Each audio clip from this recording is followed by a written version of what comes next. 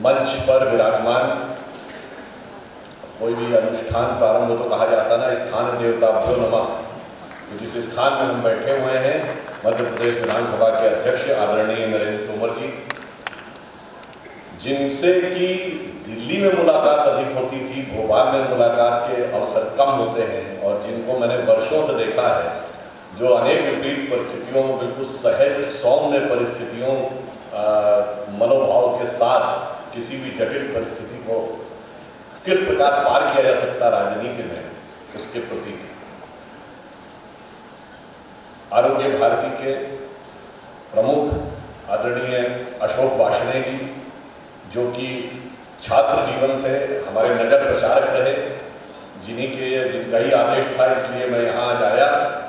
और मैं ये भी बताना चाहता हूँ कि 91 की बात है, जब यूपी में इलेक्शन हो रहा था, लोकसभा और विधानसभा का साथ साथ, अयोध्या में गोली चलने के बाद, तो हम लोग संचालय में थे। उस समय अचानक लोग लगने लगा था कि यूपी में भी बीजेपी की सरकार आ सकती है, तो तमाम टिकटार्थी जो थे वो संचालय भी आते थे। तो एक बार अशोक जी बैठक ले रहे थे, तो अचानक वहाँ पे कुछ लोग अपना नारा लगाते हुए भी आने लगे, तो सबका ध्यान उधर की तरफ गया, क्योंकि सामान्यतः संघ कार्यालय पे तो कोई नारा वगैरह सुनाई नहीं पड़ता है। तो अशोक जी ने कहा, नहीं उधर ध्यान मत दीजिए, वो सब टिकटार्थी हैं, आप लोग विद्यार्थी हैं। तो मगर अब हम विद्यार्थी जीवन को होते हुए अब टिकटार्थियों वाली जमात में भी आ गए हैं। और अभिजीत देशमुख जी, और यहाँ सभागार में उपस्थित डॉक्टर अजय सिंह जी, निदेशक एम्स, डॉक्टर भरत शरण सिंह जी, अध्यक्ष मध्य प्रदेश निजी विश्वविद्यालय आयोग, श्री सोमकांत जी, माननीय विभाग संचालक श्री एसपी भाटिया जी, राजेश शर्मा जी, मधुसूदन देश पांडे जी, और इस सभागार में उपस्थित सभी सम्मानित बहनों और भाइयों, आज का जो विषय है आरोग्य भारत, वैश्विक परिदृश्य। अब अगर हम केवल विश्व भारत को देखें तो इस शीर्षक से ही बातें स्वतः सामने आ जाती है। जैसा भी अशोक जी ने भी अपने उद्बोधन में कहा, दुनिया में मेडिकल साइंस का मतलब क्या है कि if you are not having any disease then you are considered as healthy. Means वहां पर मेडिकल साइंस शुरू होती है, detection of disease, prevention of disease, और फिर एलिमिनेशन ऑफ डिजीज, यानी वो रोग आधारित विज्ञान है।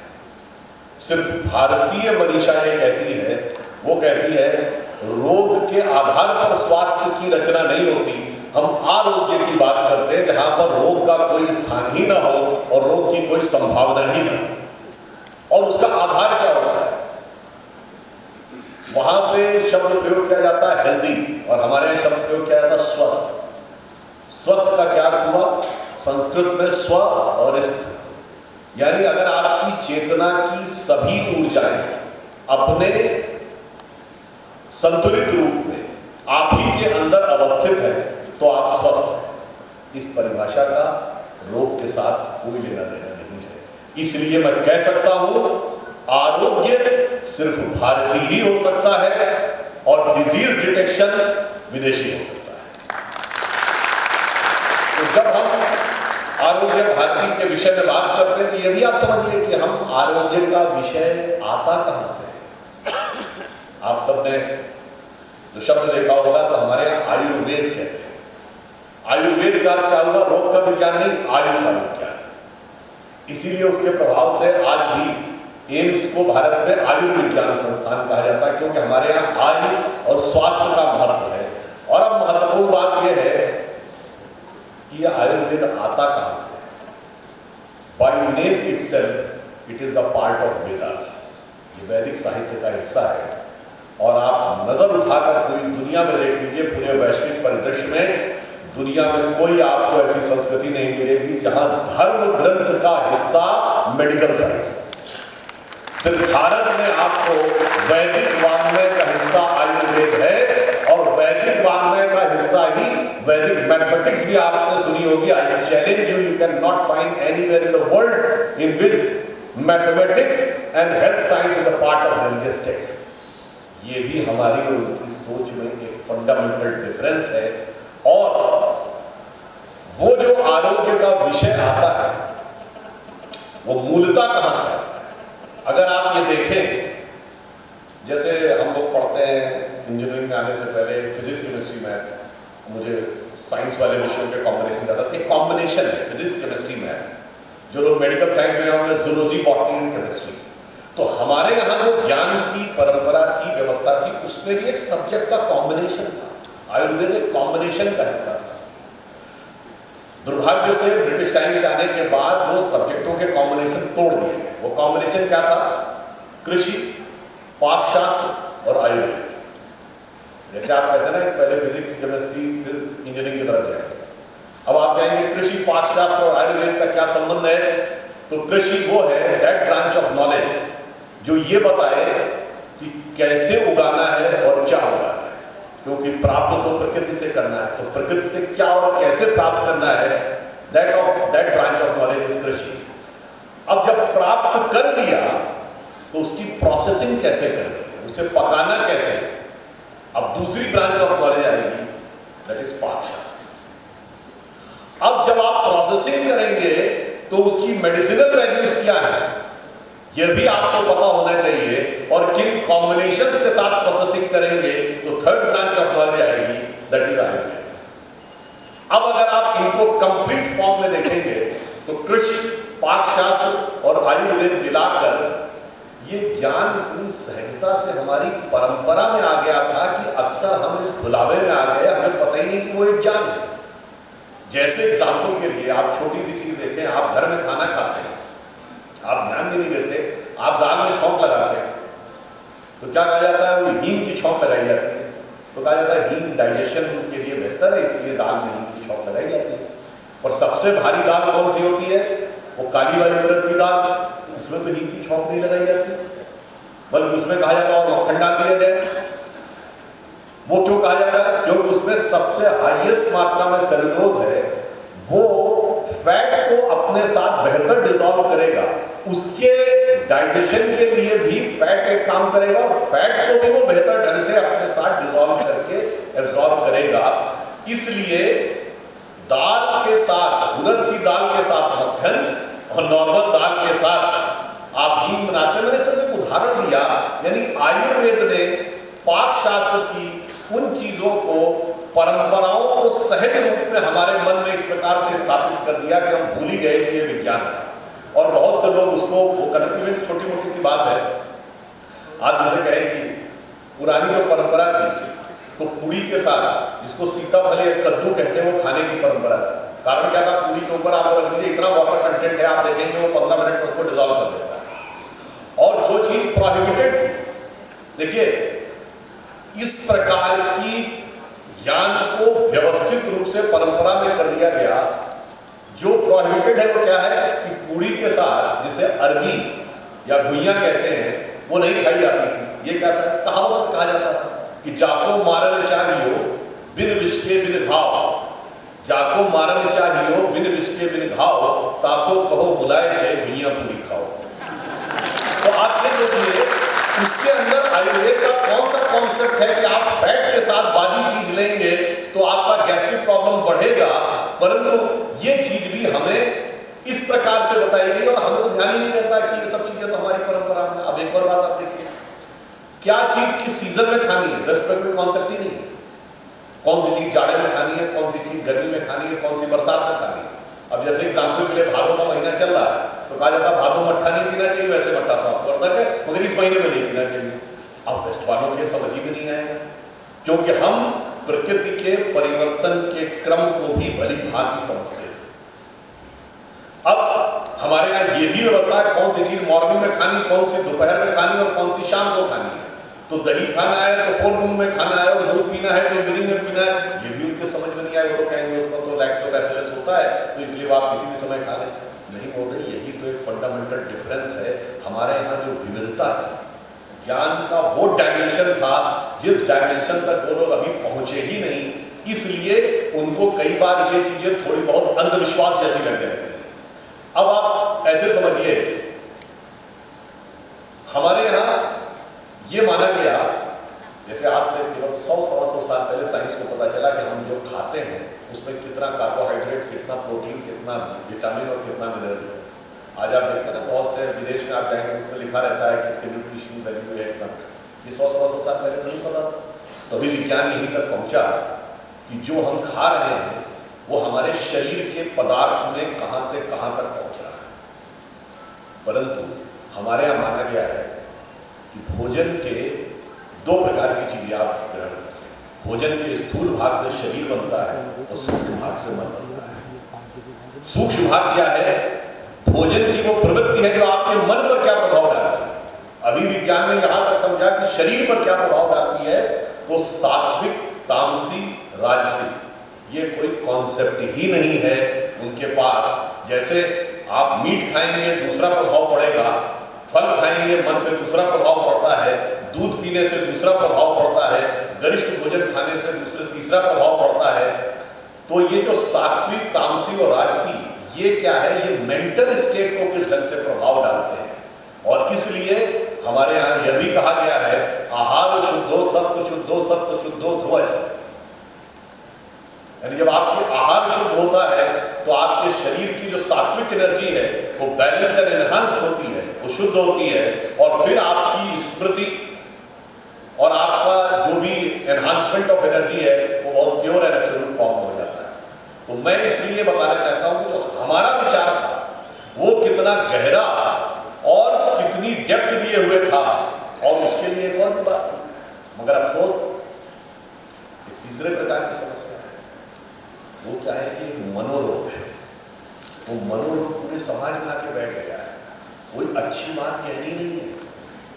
जैसे आपको याद हो, अभी कुछ दिन पहले एक तमिलनाडु के मंत्री बोले थे, वो राजनीतिक मंच ने, उन्होंने ये कहा कि साहब भाजपा से गोमूत्र वाले राज्यों में ही जीत सकती है।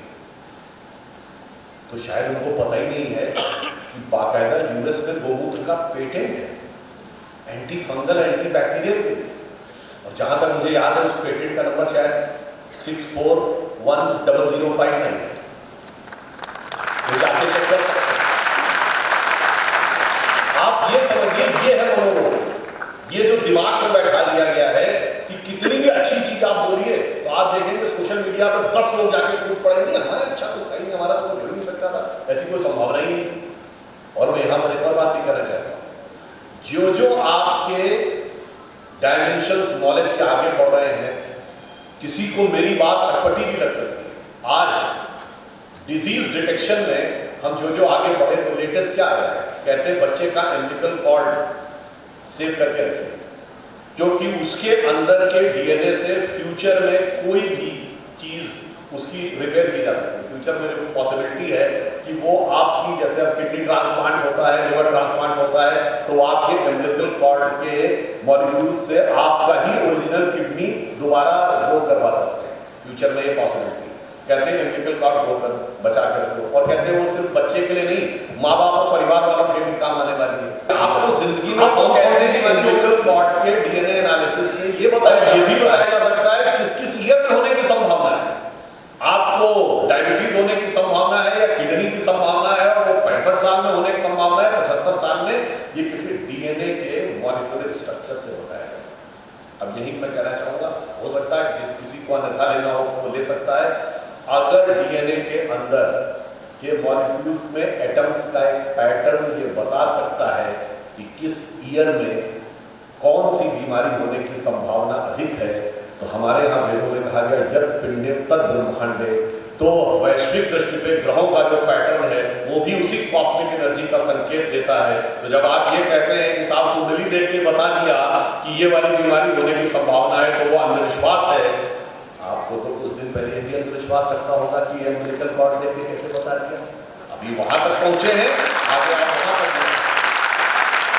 किसी के मन में संदेह हो तो मैं ये भी कहना चाहता हूं, जैसा अभी अशोक जी ने एक बात कही कि 100 किलोमीटर के दायरे में ही जो व्यक्ति पैदा होता है, आयुर्वेद में एक और सिद्धांत है कि जो रोग जहां उत्पन्न हुआ उसकी औषधि उसी परिक्षेत्र में कहीं ना कहीं होगी, जरूर प्रकृति ने वहां उत्पन्न कर रखी होगी।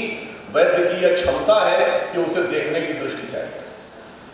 अब अगर आप देखें तो ये एक लॉजिकल सी बात है कि नहीं, कैसे? अब जो मैंने पहले बात की उसके साथ आप कनेक्ट करेंगे तो आपको समझ में आएगा। जो लोग कहते हैं ना कि साहब ग्राउंड मूवमेंट से कोई असर नहीं पड़ता, तो ये बताइए धरती में कितने परसेंट पानी है? 70% और 30% लैंड है। हमारे शरीर में कितना पानी है? 70% और 30% सॉलिड है। माइंड में 90% पानी है।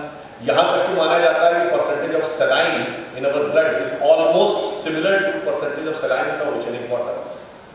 अब ये बताइए चंद्रमा के मूवमेंट से समुद्र का पानी में तो ज्वार भाटा आता है, समुद्र के पानी में असर पड़ता और हमारे शरीर और मस्तिष्क के पानी में असर नहीं पड़ता होगा। Does this thing sounds logical? No, it's illogical. आपको ईमानदारी से कहना चाहिए हमें उसको मेजर करना भी नहीं आता। अब आप यूं समझिए, यदि हमारे शरीर की संरचना और धरती की संरचना में एक सामंजस्य है और जिसे विज्ञान केवल 50-60 साल पहले नहीं समझ पाता था, अगर आप किसी से कहते कि इस कमरे के एसी की वजह से आप कहते कि कनाडा में बर्फ पिघल रही, तो कहते कितने बेवकूफ हो, इलॉजिकल हो, हीट एंड मास कंडक्शन नहीं पढ़ा तुमने? अरे इतनी 10 मीटर आगे जाके हीट इफेक्ट नहीं डाल सकती तुम, करो 10,000 किलोमीटर दूर जाके।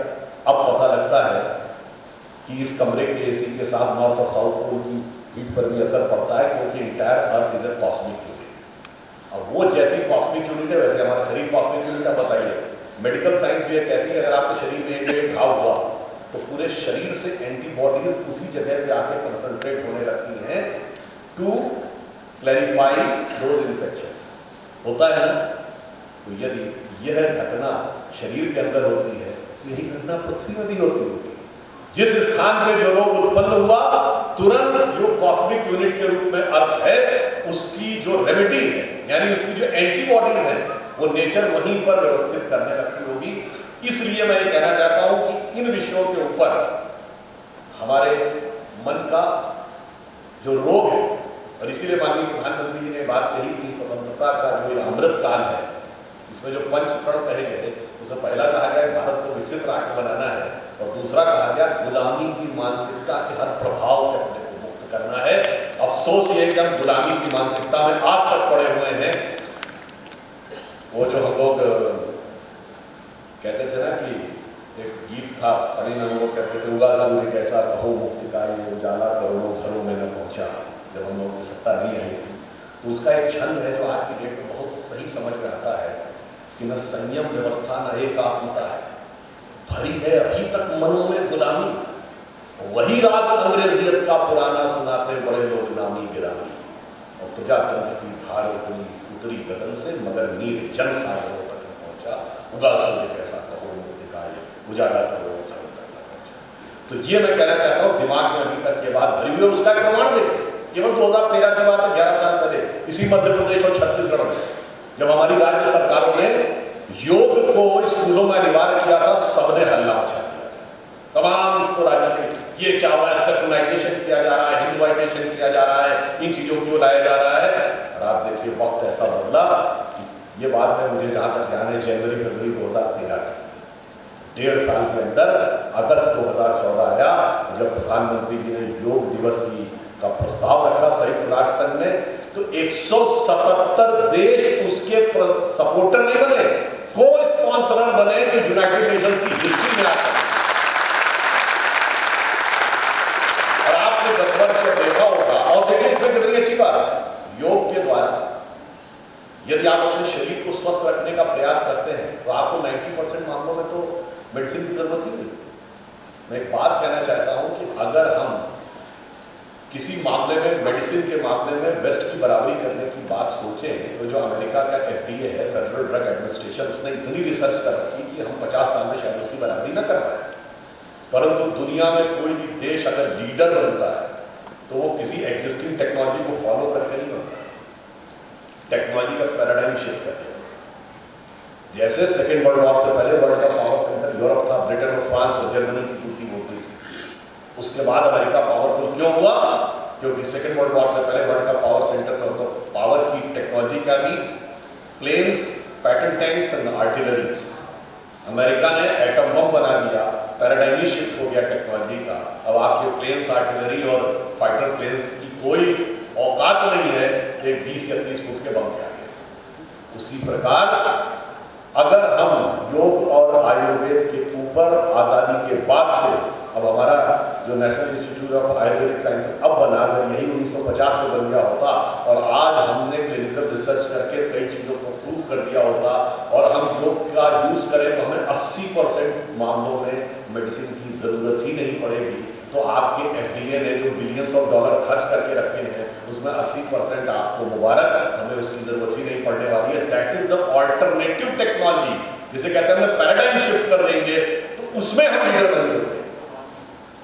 हम उसमें लीडर बन के उभरेंगे तब हम दुनिया में आगे जा सकते हैं। और हमारे यहाँ जो मैंने आपको पूरा उदाहरण बताया, प्रकृति के साथ किस प्रकार से रहा जा सकता है। आयुर्वेद में कहा जाता है कि व्यक्ति का आचार बदलता है, आहार बिगड़े या आचार बिगड़े तभी व्यक्ति स्वस्थ होता है। यानी हम तो कुछ खाने में गलती करें या अपने आचरण में गलती करें, और आहार और आचार दोनों प्रकृति से लेना चाहिए। इसीलिए हमारे कहा जाता है जिस ऋतु में जो चीज खानी है, जिस चीज में, तो आजकल क्या हो गया, प्रकृति के खिलाफ ही जाओ। हम लोग जब बच्चे थे तब जाड़े में आइसक्रीम खाने का पसंद नहीं था। अब आदमी कहता नहीं जाड़े में आइसक्रीम खानी है तो जाड़े में आम खाना है। अरे क्यों खाना है भाई जाड़े में? मगर उसके बावजूद, और फिर वो कहते हैं गर्मी में अमरूद खाना है। उसका कारण है कि आपकी सोच प्रकृति के विरुद्ध चली और ये सोच एक थियोलॉजी से आती है। अगर आप सबने सुना हो तो एरिस्टोटल की एक किताब थी द नेचर, जिसमें लिखा है कि all elements of nature for the service of the mankind. फिर फ्रांसिस बेकन और रेने डिकार्टे कहते हैं कि man should become the possessors and masters of nature. हमारे नहीं कहा, हमारे कहा गया माता भूमि पुत्रो हम पृथ्वी, प्रकृति के साथ चलो।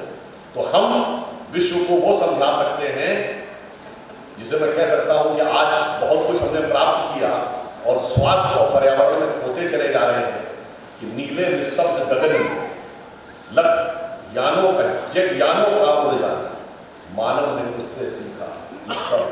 नीले निस्तब्ध गगन में लख पक्षी का उड़ जाना मानव ने उससे सीखा, जेट यानों से। जलनिधि के गहरे जल में मछली का तिरतिर जाना मानव ने उससे सीखा, सबमरीन से उतर जाना। पर हाय अब तक सीखा मानव ने थल पर बसना, लहरों सा मन उमगाना, तारों सा झिलमिला। अगर हम प्रकृति के साथ जाएंगे तो ये हमें स्वतः बताने के लिए। और यहाँ पर फिर मैं एक बात कहना चाहूँगा कि मनोरोग की जब हमने बात कही तो मनोरोग बहुत गहरा है। याद करिए, एक सज्जन बोले थे, बल्कि एक कॉन्फ्रेंस हुई, आज हम जो परिचर्चा कर रहे हैं, इस देश में कॉन्फ्रेंस हुई इरेडिकेशन ऑफ सनातन धर्म, और उसमें कहा गया कि डिजीज है, ये एक मलेरिया है, ये वायरस है, ये HIV है।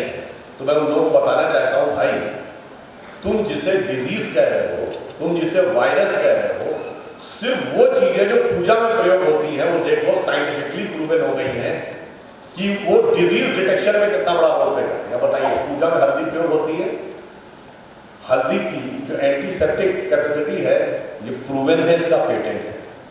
तुलसी पूजा में प्रयोग होने वाली चीज है। तुलसी किस प्रकार का इम्यूनो वो है और एंटीऑक्सीडेंट कैपेसिटी है, ये प्रूवन है, इसका पेटेंट है। आंवला प्रयोग होता है, ये प्रूवन है, इसका पेटेंट है। आप देखिए, गाय का घी प्रयोग होता है, गाय का दूध प्रयोग होता है, A2 मिल्क देसी गाय के दूध में है, ये प्रूवन है, इसका पेटेंट है। देसी घी प्रयोग होता है, उससे पूजा की बात कर रहा हूं, बाकी किसी चीज में नहीं। उसमें आप देखें तो उसके अंदर गुड कोलेस्ट्रॉल अधिक है और बैड कोलेस्ट्रॉल कम है, जिसको आप देसी घी कहते हैं। ये प्रूवन है, इसका पेटेंट है। इसमें कहीं कोई कंफ्यूजन की बात नहीं है कि जितनी चीजें हम पूजा में प्रयोग करते हैं, इवन गाय का गोबर और गाय के गोमूत्र की जिस प्रकार की कैपेसिटीज हैं, उनके बारे में भी साइंटिफिक स्टडी अवेलेबल है। और गंगा जल हम प्रयोग करते हैं तो गंगा जल में कहा जाता है ऑक्सीजन कंटेंट ज़्यादा है, इसलिए शायद उसके अंदर कीड़े कम पड़ते हैं। तो मैं सिर्फ ये कहना चाहता हूँ, भाई जितनी चीज़ें हम केवल धार्मिक पूजा में प्रयोग कर रहे हैं, वही बता रही है कि वो डिजीज को हटाने में, रोग को हटाने में कितना बड़ा रोल प्ले कर रही है। फिर भी किसी को समझ में ना आए, इसका मतलब डिजीज उसके दिमाग में घुस गई है, वायरस उसके दिमाग में घुस गया है। और ये वायरस जानते क्या है? ये M वायरस, एक मैगवाले virus of 19th century, Marxist virus of 20th century. और पॉलिटिक्स में एक और भी कोई हो सकता, आप लोग जो सोच रहे होंगे वो भी ठीक ही सोच रहे होंगे। इसलिए हम ये कहना चाहते हैं कि अगर हमें आरोग्य प्राप्त करना है, जिस अभियान में आरोग्य भारती लगी है, निश्चित रूप से उसके लिए हमें सबसे पहले अपनी चीज के ऊपर कॉन्फिडेंट होना होगा। और जैसा भी यशोद जी ने बताया कि आरोग्य भारती 2002 से प्रारंभ, तो संयोग से मुझे ध्यान आ गया, स्वामी विवेकानंद ने अपना शरीर 1902 में छोड़ा था। उससे 1 वर्ष पूर्व वो अमरनाथ की यात्रा पे गए थे और गुफा में ध्यान लगाने के बाद, पुस्तक में पढ़ा था, बाहर निकल के उन्होंने कहा कि मैंने देखा है कि भारत माता प्राचीन शक्ति से युक्त होकर दिव्य आभा के साथ संपूर्ण विश्व का मार्गदर्शन करने के लिए पुनः सिंहासनारूढ़ होने जा रही है, और वो समय सिर्फ 1 शताब्दी दूर है। 1 शताब्दी 2002 अब 2002 में और क्या हुआ आपको याद है? बताया आपको 2002-03 इंडिया की इकोनॉमी का पहला ईयर है जिसमें हम करंट अकाउंट सरप्लस है। 2003 और 4 का थर्ड क्वार्टर वो पहला ऐसा ईयर है जिसमें 1 क्वार्टर में हमने 10% ग्रोथ रेट अचीव की थी। उस समय हम 1 क्वार्टर के लिए चाइना से ऊपर हो गए थे।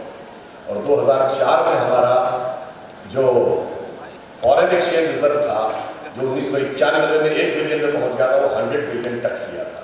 इसका मतलब 2002 के बाद कुछ न कुछ तो दिखाई था। और अगर उसी समय आरोग्य भारती का प्रादुर्भाव हुआ है तो मैं मान सकता हूं कि भारत 21वीं सदी में जिस रूप में उभर कर सामने आने वाला है, उसमें जो अनेक हेतु हैं, उसमें आरोग्य भारती भी अपनी एक महत्वपूर्ण भूमिका निश्चित रूप से निभाने में सफल है। और वो किस आधार पर सफल होगा? उसी आधार पर जिस पर सबसे ज्यादा आघात आज के समय में किया जाता है। आधार मूल भारतीय संस्कृति का ज्ञान, मूल भारतीय संस्कृति की शिक्षाएं, और जिसे आज राजनैतिक या सांप्रदायिक रूप दिया जाता है। तो मैं अटल जी की प्रसिद्ध कविता हिंदू तन मन हिंदू जीवन रग रग हिंदू मेरा परिचय का जो एक छंद है कि मैं अखिल विश्व का गुरु महान, देता विद्या का अमर दान, मैंने दिखलाया मुक्ति मार्ग, मैंने सिखलाया ब्रह्म ज्ञान, मेरे वेदों का ज्ञान अमर, मेरे वेदों की ज्योति प्रखर, मानव के मन का अंधकार क्या कभी सामने सका ठहर, मेरे स्वर नभ में गहर गहर, सागर के जल में छहर छहर, इस कोने से उस कोने तक कर सकते जगती सौरभ में, हिंदू तनमन हिंदू जीवन रग रग हिंदू मेरा। तो ज्ञान का विस्तार पूरी धरती पर यहाँ से हम करने में सफल हो सकते हैं। और इसकी आपने झलक देखी थी जब पिछले वर्ष प्रधानमंत्री जी ने यूएन हेडक्वार्टर के ऊपर 142 देशों के प्रतिनिधियों के साथ योग किया था। तो ऐसा हवा में थोड़ी कह रहे हैं, पूरा वर्ल्ड इंस्पायर होता है। अगर उन 177 देशों में कोई भी व्यक्ति योग करता होगा तो भारत से इंस्पायर होता है ना। और ये हमें कहने में कोई संकोच नहीं होना चाहिए। अगर हम लॉ ऑफ ग्रेविटी को न्यूटन्स लॉ ऑफ ग्रेविटी कहते हैं, ऐसा थोड़ी कि न्यूटन से पहले ग्रेविटी नहीं थी, मगर हम श्रेय देते हैं कि न्यूटन ने उसको खोजा। यदि हम आइंस्टीन की थ्योरी ऑफ रिलेटिविटी को आइंस्टीन थ्योरी ऑफ रिलेटिविटी कहते हैं, जबकि वो तो प्रकृति का शाश्वत सत्य है। यदि हम हाइजेनबर्ग थ्योरी ऑफ अनसर्टेनिटी को हाइजेनबर्ग की थ्योरी कहते हैं, तो हमें कहना चाहिए योग कहाँ से आया है? जो 6 वेदांग में शिक्षा, कल्प, निरुक्त, छंद, व्याकरण, ज्योतिष, और जो हमारे 6 स्कूल ऑफ थॉट्स हैं, सांख्य, न्याय, वैशेषिक, योग, मीमांसा, वेदांत। कहिए योग कहां से आया है? जो षट दर्शन है उनमें से योग है। ये बात हमें कहने में किसी प्रकार का संकोच नहीं होना चाहिए, ये यथार्थ। और मैं ये भी बताना चाहता हूँ, अफसोस की बात यह है कि आज कुछ लोग ऐसे हैं जिनके दिमागों में चीज ऐसी भर गई है कि उसकी चीज उलट बताते हैं। अभी आपने देखा ना कि चुनावों के दौरान 7 समुंदर पार बैठे हुए एक अंकल जी थे जिन्होंने कहा कि वेस्टर्न इंडिया के लोग अरब से आए हैं, और ईस्टर्न इंडिया वाले चाइना से आए हैं, और दक्षिण भारत वाले जो हैं वो अफ्रीका से आए हैं, और नॉर्थ वाले जो हैं वो यूरोप से आए हैं। तो पता नहीं सर मध्य प्रदेश वाले कहाँ रह जाएंगे। मगर मैं उनको बताना चाहता हूँ, उनको खुद ही नहीं पता। मैं एक एग्जाम्पल देना चाहता हूँ। 9th सेंचुरी अरब के बहुत बड़े स्कॉलर हुए हैं जिनका नाम है अल तबरी, इब्न तबरी। इब्न तबरी ने एक किताब लिखी फिरदौसुल हिकमत, फिरदौस कहते हैं जन्नत को, हेवन को, और हिकमत मतलब विजडम, यानी हेवन ऑफ विजडम। उसमें 36 चैप्टर है और उसमें भारतीय आयुर्वेद चिकित्सा पद्धति का इतना डिटेल वर्णन है कि सुश्रुत, चरक, वाग भट्ट के बारे में पूरा डिटेल वर्णन है। और इब्न तबरी ये कहता है कि whenever I look towards India, a cool breeze of knowledge I feel। मैं भारत की तरफ देखता हूँ तो मुझे बताइए, अब सुश्रुत जाके जो ट्रांसलेशन किया सुश्रुत संहिता का, वो अरबिक में किया यहाँ से जाके 10वीं शताब्दी में। मैं यहाँ से सीरत देख के कूल ब्रीज आती है।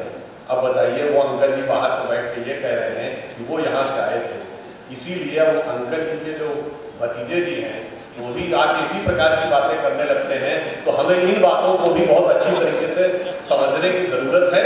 और इस कालखंड में, इसको मैं अंत में एक बात कहना चाहूंगा। देखिए, आजादी की लड़ाई हमने लड़ी, मगर आज की लड़ाई आजादी की लड़ाई से ज्यादा जटिल है। आप कहेंगे आजादी की लड़ाई से ज्यादा जटिल क्यों? आजादी की लड़ाई ज्यादा जटिल इसलिए है कि आजादी में हमारी स्थिति ये थी कि हम जेल में बंद थे, और कोई व्यक्ति जेल में बंद, उसे पता होता ना मैं जेल में हूँ, मुझे जेल से बाहर निकलना है, और एक बार जेल से बाहर निकल आया तो मुझे उस आदमी की कैद में दोबारा नहीं जाना था। वो फिजिकल हमारे ऊपर सब्जुगेशन था। पर इस समय ये लड़ाई मेंटल सब्जुगेशन की है।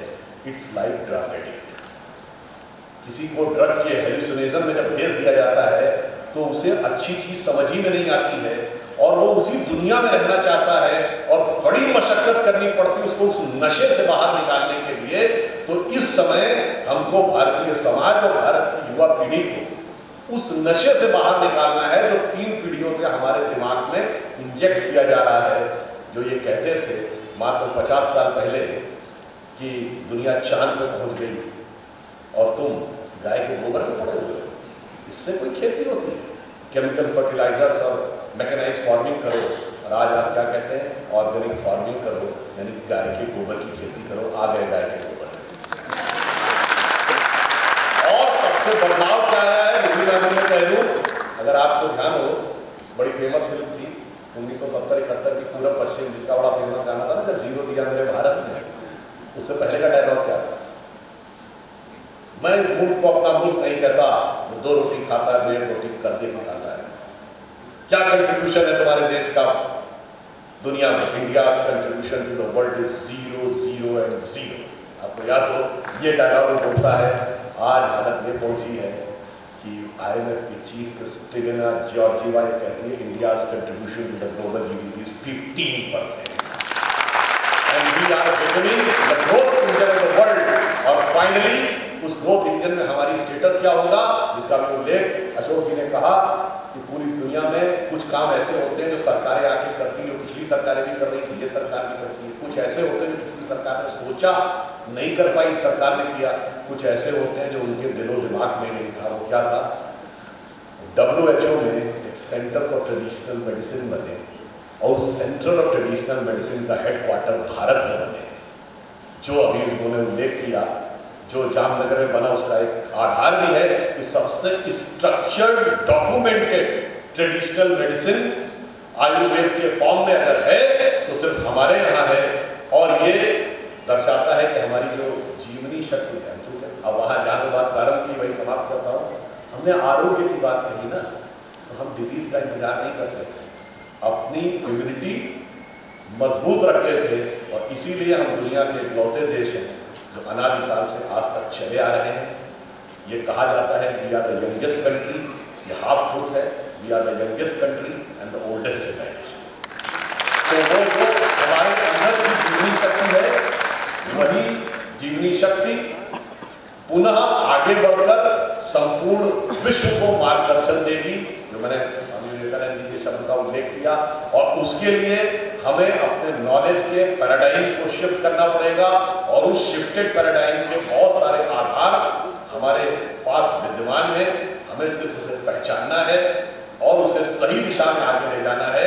आप एकदम आश्वस्त रहिए, भारत के परिवर्तन का एक नया स्वरूप उभर के सामने आ रहा है। ये बाहर से बैठी हुई शक्तियां चाहे जितना कहें हम $1 बिलियन रखें, $2 बिलियन रखें, परंतु चिंता मत करिए।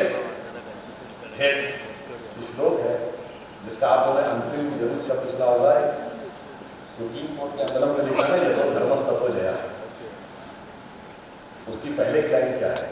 धर्मेण हन्यते व्याधि, धर्मेण हन्यते ग्रह, धर्मेण हन्यते शत्रु, यतो धर्मस्तत्व जया। धर्म से व्याधि भी नियंत्रित होती है, धर्म से ग्रह भी नियंत्रित होते हैं, और धर्म से आप शत्रु पर भी विजय प्राप्त करते हैं। इसलिए यतो धर्मस्ततो जया। तो चिंता मत करिए। अगर हम इस चीज को, और यहाँ धर्म का मतलब क्या, संपूर्ण प्रकृति के धर्म का पालन करते रहेंगे तो एकदम आश्वस्त रहिए कि एक स्वर्णिम भविष्य हमारी प्रतीक्षा कर रहा है और एक गौरवशाली अतीत हमें प्रेरणा दे रहा है। 25 साल का एक पूरा रोड मैप सामने रखा है और ये कहा है 25 साल वो होंगे जो 1000 साल तक भारत का मार्गदर्शन करेंगे। जो प्रधानमंत्री जी ने कहा है 1000 साल तक के भारत का आधार बनाएंगे, यानी हमारी सोच 1000 साल आगे के भारत में है और प्रेरणा 10,000 साल पीछे भारत से है। तो बस आप ये आश्वस्त रहिए कि गौरवशाली था भूत, भूत मतलब पास है, गौरवशाली था भूत, भविष्य भी महान है अगर संभाले आप उसे जो वर्तमान। धन्यवाद।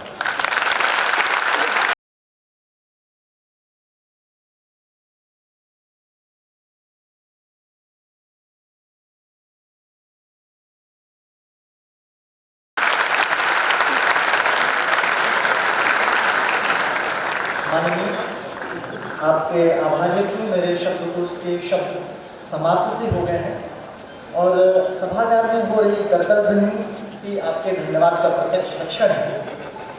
चूँकि मैं आयुर्वेद के क्षेत्र से आता हूँ और आपने जो कुछ भी कहा उसके लिए एक बहुत छोटा सा श्लोक बोलना चाहूँगा, जो कि हमारी आयुर्वेद की पुस्तक है वैद्य जीवनम, उसमें हम पढ़ते हैं।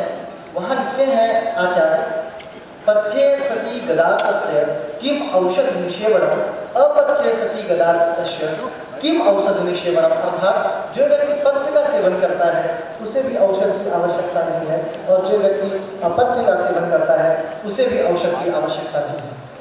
और जैसा कि मैंने पूर्व में भी कहा कि आपको सुनने की उत्कंठा इतनी प्रबल होती है कि यह 45 मिनट कैसे निकल गए इसका हमें आभास ही नहीं हुआ। आपके इस तार्किक, तथ्यात्मक एवं रसात्मक सत्र के लिए आपका जितना आभार व्यक्त करें वो कम ही होगा। ये समस्त सभागार आपके शब्दों के लिए सदैव आभारी रहेगा। माननीय, आपका अत्यंत धन्यवाद। एक बार जोरदार।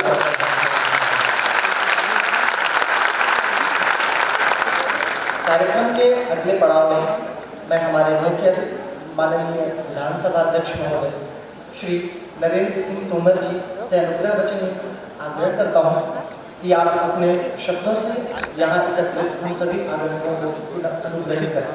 माननीय विधानसभा अध्यक्ष महोदय।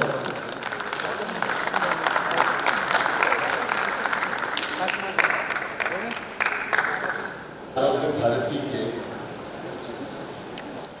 इस वार्षिक कार्यक्रम में प्रमुख अतिथि के रूप में उपस्थित राज्यसभा के सांसद और जिनका व्यक्तित्व और कृतित्व दोनों ही बहुआयामी हैं, जिनको सारे देश में विद्वता के क्षेत्र में सम्मान के साथ सुना जाता है, ऐसे मेरे मित्र माननीय सुधांशु त्रिवेदी जी आरोग्य भारती के राष्ट्रीय सचिव और इस कार्यक्रम के प्राणभूता माननीय डॉक्टर अशोक वासवे जी, डॉक्टर अभिजीत देशमुख जी, डॉक्टर अजय सिंह जी, भरत शरण जी, सत्येंद्र भूषण जी, देश पांडे जी, पूर्व विधायक राम प्रताप जी, आशीष अग्रवाल जी और इस अवसर पर उपस्थित सभी सम्मानित महानुभाव, बहनें और पत्रकार मित्रों।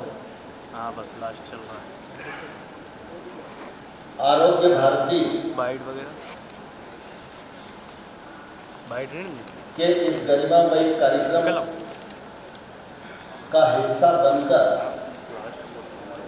मैं निश्चित रूप से गौरवान्वित अनुभव कर रहा हूँ, क्योंकि हम सब जानते हैं कि जब कोई श्रेष्ठ अभियान होता है तो वह अभियान एक न एक दिन पूर्णता को प्राप्त करता ही है। और आरोग्य भारती का यह जो अभियान है एक दिन इसको सर्व मान्यता मिलेगी, ऐसा मैं विश्वास पूर्वक कथन इस अवसर पर कर सकता हूँ। मुझे इस बात की भी प्रसन्नता है कि आरोग्य भारती के टीम ने आज के विषय के प्रतिपादन के लिए सुधांशु त्रिवेदी जी को चुना। सुधांशु त्रिवेदी जी को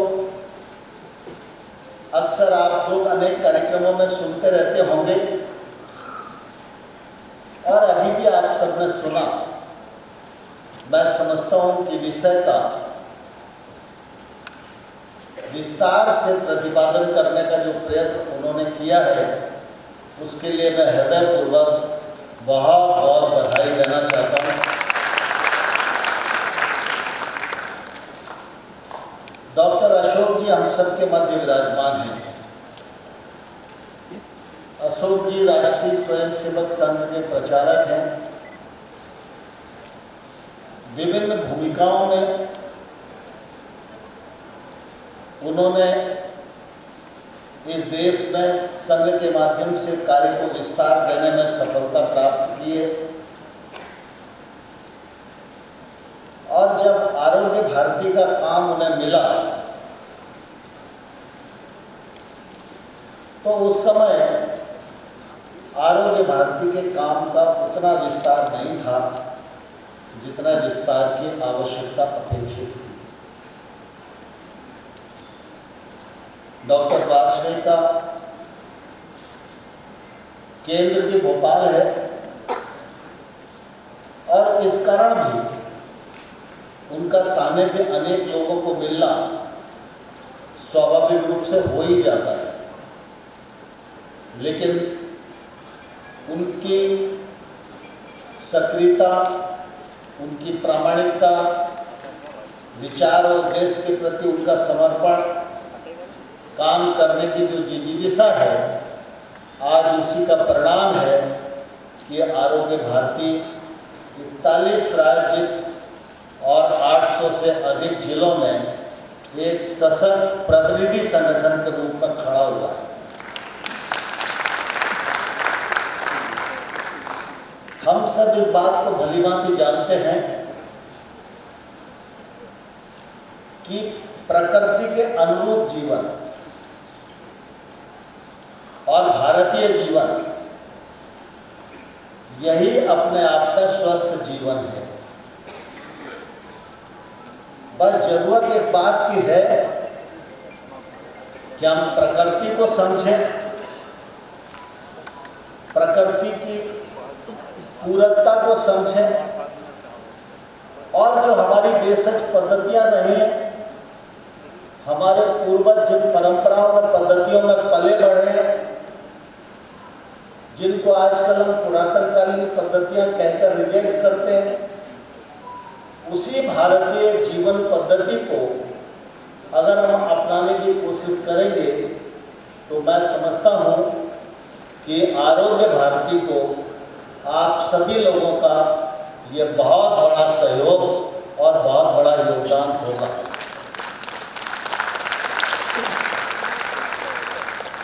आयुर्वेद भारतीय विधा है।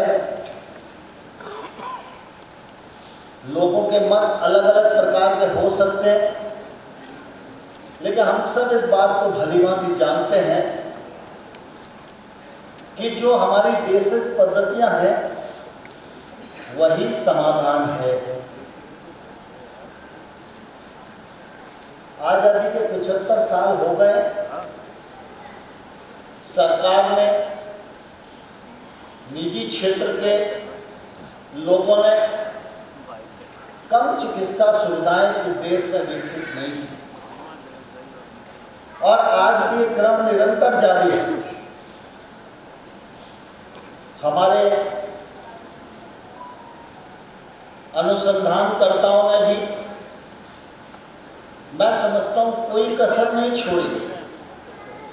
लेकिन जैसे जैसे चिकित्सा सुविधा बढ़ रही है, जैसे जैसे नई नई दवाइयों का अनुसंधान हो रहा है, वैसे ही वैसे हमारी जीवन पद्धति अस्वस्थ होने के कारण नई नई बीमारियां भी रोज जन्म ले रहे हैं।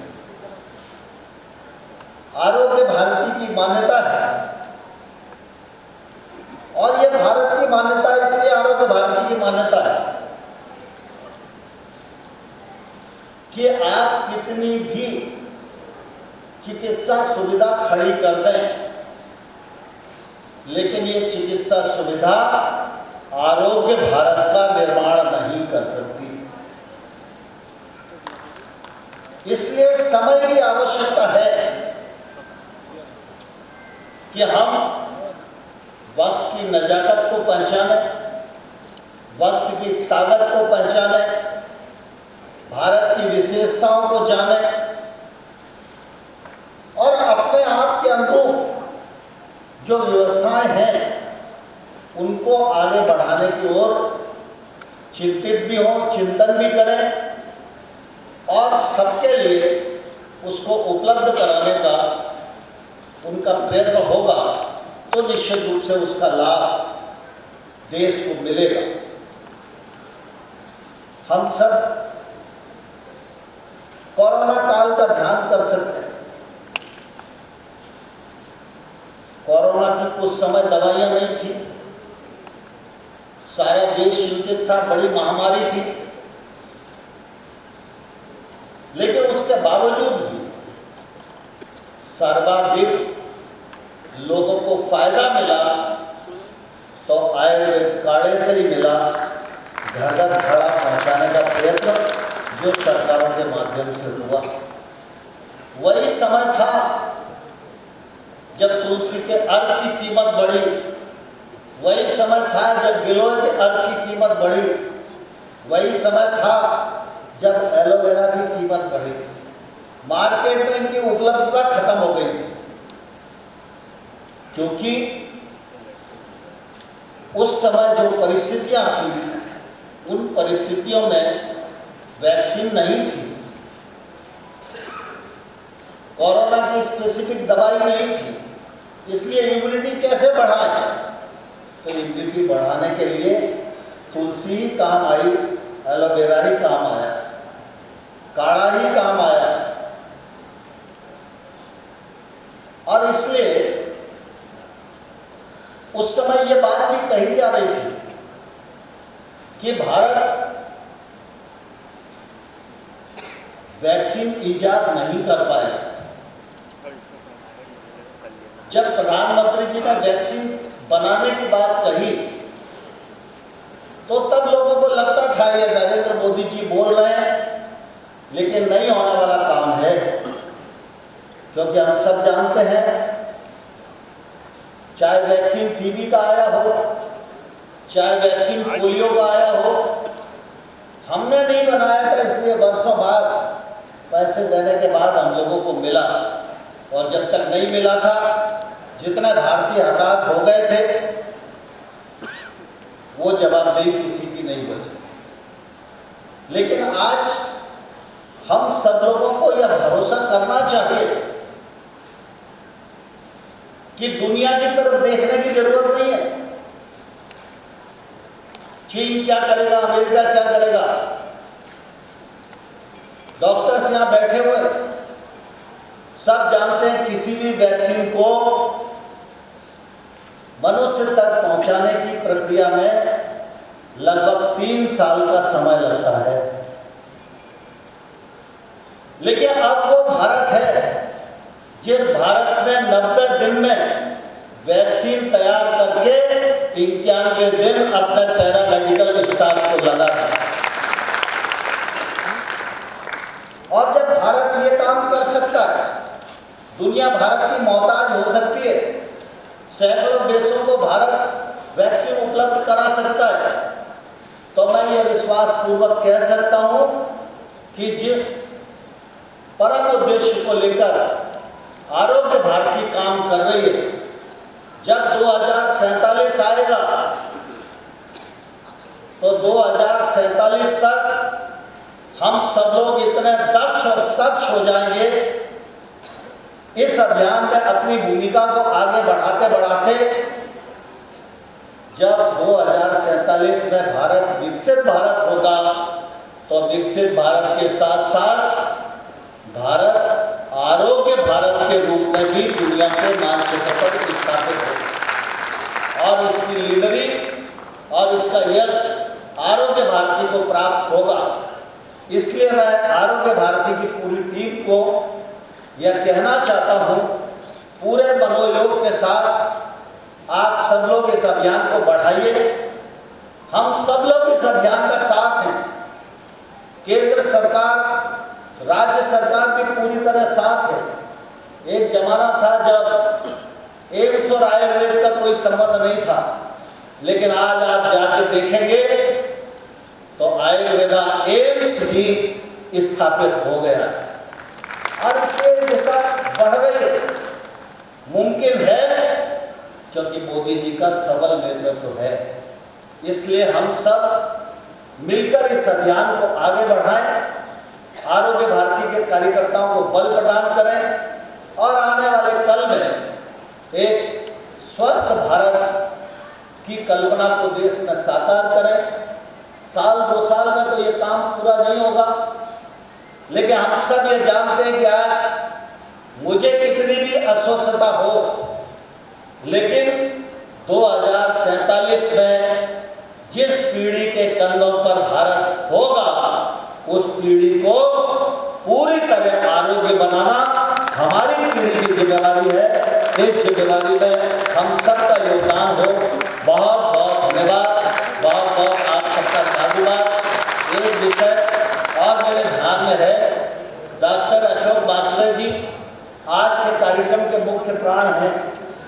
पूरे देश में प्रवास करके इस अभियान को वो गति दे रहे हैं। आज वार्षिक कार्यक्रम भी है और संयोग से डॉक्टर अशोक वाजपेयी जी का आज जन्मदिन भी है। तो मैं चाहूँगा सभी लोग जोरदार तालियां बजाकर डॉक्टर वाजपेयी जी को अपनी शुभकामनाएं दें, बधाई दें, वो स्वस्थ होकर इस लक्ष्य को प्राप्त करें। बहुत बहुत धन्यवाद। बस 2 मिनट और 2 मिनट अतिथि को जाना भी है। अब मैं सारी औपचारिकता और अनौपचारिकता को यहीं विराम देते हुए मैं अपने कार्यकर्ता से आग्रह करता हूं कि अतिथि को जाते समय स्मृति चिन्ह भेंट करते हैं। आए, मैं PR सुरेश जी से आग्रह करता हूं मंच पर आए। कार्यक्रम के अध्यक्ष माननीय श्री नरेंद्र सिंह तोमर जी को स्मृति चिन्ह देकर सम्मानित करें। PR सुरेश जी शॉर्ट दे देना।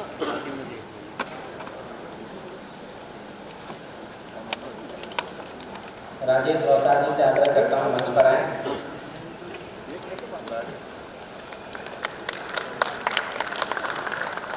डॉक्टर प्रकाश सिंह और डॉक्टर D विजय कुमार जी से मंच पर आग्रह है।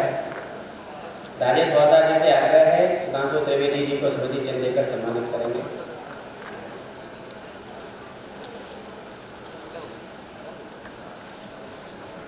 डॉक्टर प्रकाश सिंह जी, D विजय कुमार सिंह जी से आग्रह है, डॉक्टर अशोक कुमार वाजपेयी जी को स्मृति चिन्ह देकर सम्मानित करें। एक सूचना है, इस कार्यक्रम स्थल पर किसी का यह पर्स छूट गया है। इसमें कुछ राशि भी है। जिन सज्जन का होगा सज्जनता पूर्वक मुझसे आकर के संपर्क करना ले जाएंगे।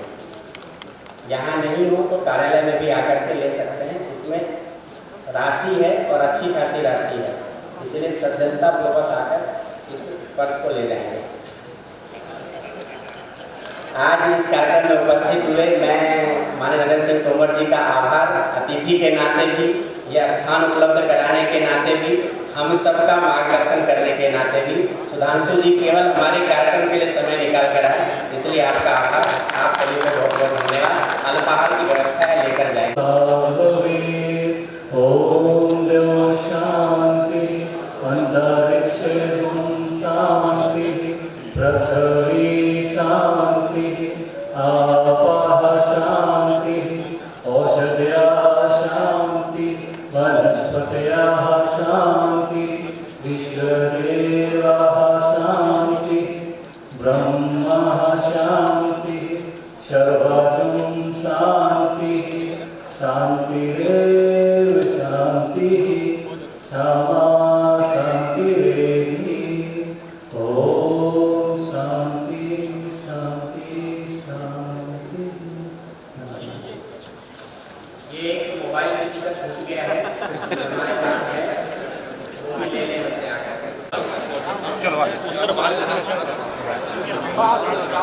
इसको लेकर कश्मकश जारी है। वहाँ पर कुमारी सैलजा अलग अपनी रैली कर रही हैं, भूपेंद्र हुड्डा अलग दावेदारी पेश कर रहे हैं और रणदीप सुरजेवाला जी ने पेश कर रहे हैं। देखिए समस्या क्या है, जैसे इंडी गठबंधन लोकसभा चुनाव के दौरान अपना चेहरा नहीं तय कर पाया था। कांग्रेस पार्टी में समस्या हरियाणा में सिर्फ चेहरे की नहीं है, उनके चेहरे और मुखौटे दोनों की समस्या है। उनका सैद्धांतिक चेहरा कौन है, राजनीतिक चेहरा क्या है, यह भी नहीं समझ में आता। क्योंकि आप जम्मू कश्मीर में जाएं तो उस पार्टी के साथ गठबंधन में जो कहती धारा 370 हम दोबारा लाएंगे। अब आप ये सोचिए, इसलिए मैं कह रहा हूँ चेहरे को लेकर उनको एक चेहरे पे कई चेहरे लगा लेते हैं लोग। अब किस चेहरे को जनता पहचाने, तो मुझे लगता है जनता उनका चाल, चिंतन, चेहरा, चरित्र भली बात। कन्हैयालाल मित्तल को लेकर क्या बोलें? कन्हैयालाल मित्तल आइए सर, बंगाल के एक राज्यसभा सांसद है, इस्तीफा देने की बात करें। टीएमसी के सांसद कह रहे हैं कि ममता बनर्जी ने जो रेप कांड है उसको ठीक से हैंडल नहीं किया। देखिए, इससे पहले भी तृणमूल कांग्रेस के एक सांसद शुभेंदु शेखर जी इस विषय को उठा चुके हैं। अब उनके वरिष्ठ सांसद जवाहर सरकार जी ने इस विषय को उठाया है, तो अभी बात बहुत साफ हो गई है। इसका जवाब तृणमूल कांग्रेस को देना चाहिए। उनके एक मंत्री थे मिस्टर गुहा, जिन्होंने कहा था जो उंगली ममता बनर्जी की तरफ उठेगी वो तोड़ दी। तो अब मैं कहना चाहता हूँ उंगली तो उनके पार्टी के अंदर से उठने लगी है। सर, यूपी में जो पत्थरबाजी हुई है, अखिलेश ने जो बोला है यूपी में पत्थरबाजी को लेकर, देखिए समस्या क्या है कि समाजवादी पार्टी और उनके सहयोगी कांग्रेस पार्टी, इंडी गठबंधन की जो पार्टियां हैं, सब एक दूसरे के बारे में बोले चाहे जो, मगर एक मामले में बिल्कुल साफ। याद करिए मध्य प्रदेश का चुनाव हुआ था तो अखिलेश जी ने क्या बोला था, कांग्रेस के लिए बहुत चालू पार्टी है, और कांग्रेस ने क्या कहा था, चिरकुट पार्टी है। ठीक, ये चिरकुट और चालू कहकर एक दूसरे का कर रहे थे अभिनंदन, मगर जैसे ही पत्थरबाजों, अपराधों और आतंकवादियों की बात आती है, सब एक दूसरे को लगाने लगते हैं चंदन। आप देखिए वहाँ क्या कह रहे हैं, अफजल गुरु के बारे में बोल रहे हैं उमर अब्दुल्ला, वो भी इनके साथ हैं। और यहाँ पर तो इनकी हालत ये हो गई है इंडी गठबंधन वालों की, अखिलेश यादव जी की, वो लैला मजनू कहानी सुनी था ना, अगर पत्थर उनके पड़े तो लैला के ऊपर चोट लग जाती थी, तो मुझे लगता वैसा ही कार्रवाई हो तो दर्द इनके दिल में होने लगा। सर, एमपी से जुड़ा एक सवाल है। दिग्विजय सिंह छतरपुर में जो पत्थर कांडों पर बुलडोजर चला था, उनको मुआवजा देने की भी मांग कर रहे हैं। कल प्रेस वार्ता की थी उन्होंने। देखिए, दिग्विजय सिंह जी बहुत वरिष्ठ नेता हैं, अत्यंत वरिष्ठ नेता हैं, इसलिए कई बार वो विचित्र प्रकार की मांगे करते रहे हैं। इसके लिए वो बहुत विख्यात रहे हैं विगत लंबे समय में, और उनका जो अपरिमित ज्ञान है कि कार्रवाई होती नहीं और वो बता देते हैं कि ये होने वाली है। याद करिए ना, एक उदाहरण देना चाहता हूँ, 26/11 का हमला हुआ, उनकी सरकार ने, कांग्रेस की सरकार ने कहा आपसे सही नहीं कराया, दिग्विजय सिंह जी ने कहा अरेस्ट नहीं कराया। तो इतना अद्भुत ज्ञान जिन वरिष्ठ नेता के ऊपर हो तो उस पर टिप्पणी करना मैं अनाधिकार चेष्टा मानता हूं। सर, इस जो कार्यक्रम में आप पहुंचे, आपको कैसा लगा? देखिए, मैं कहना चाहता हूँ भारत अब एक नए स्वरूप में आगे बढ़ा है। भारत के हर नागरिक को स्वास्थ्य और आरोग्य उपलब्ध कराना हमारी सरकार और विचार परिवार का दायित्व है। और मैं कह सकता हूँ कि भारत दुनिया में जो एक वैकल्पिक ज्ञान के आधार के ऊपर स्वास्थ्य को संरक्षित करने का प्रयास कर रहा है, आरोग्य भारती का काम उस दिशा में एक मील का पत्थर है, जो प्रधानमंत्री श्री नरेंद्र मोदी जी के आने के बाद भारत में पहली बार आयुर्वेद का आयुर्विज्ञान संस्थान बना, CGHS में आयुर्वेद यूज हुई, कोविड काल में आपने देखा पूरी दुनिया में आयुर्वेद का विस्तार हुआ और WHO ने अपना international centre for traditional medicine का केंद्र भारत में बनाया। तो मैं कह सकता हूँ ये